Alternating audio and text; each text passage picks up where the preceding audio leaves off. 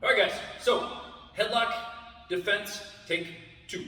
So we did headlock defense video number 1, which is your standard reach around, nullify the striking hand with the hand behind the back. We get inside the grip, we shoulder bump, boom. We pop out the back door with a little chicken wing lock here. Okay. So in some situations, maybe the arms are not going to be long enough. Maybe my bully's a little bit too big. I can't reach around to get control of that wrist, and that punching arm. That's really important, because if I can't, then a bad situation can go into a whole lot worse situation really, really fast. Okay? So we're going to apply a judo technique called Tane Otoshi.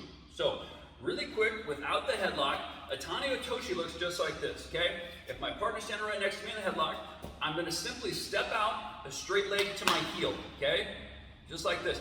Then I'm going to sit down on my hip of that straight leg. Here. And we simply roll over. Ta-da. That's called a Tane Otoshi. Okay, so from the headlock, again, we're assuming this time I can't reach and get inside that arm. Okay, so what I want to do is I want to try to reach around and get my hands together. Okay, so that way at least I can stay close and tight. Okay, and again, everything starts with a good base. If my feet aren't wide, I'm going to get dragged down to the ground real fast. So I'm going to reach out, lock my hands together around the waist to stay close.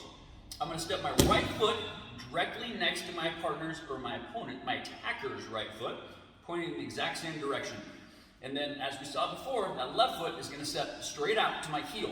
So it's like a tripping leg. And then all that I'm going to do is I'm going to sit down and use my body weight to pull my attacker down. And likewise, you can see how it's going to pull me right up and top. So let's take another look from the ground. So on your side real fast, please. So we're going to end up in a situation kind of like this, where she's still got my head on the top. Let's turn a little bit, like so.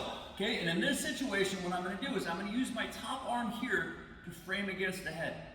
Okay, so we have opposing forces. So I'm going to push up with my head. I'm going to push down on their neck so I can get my head free. And then since we know jujitsu, typically we're going to go ahead and attack this arm now.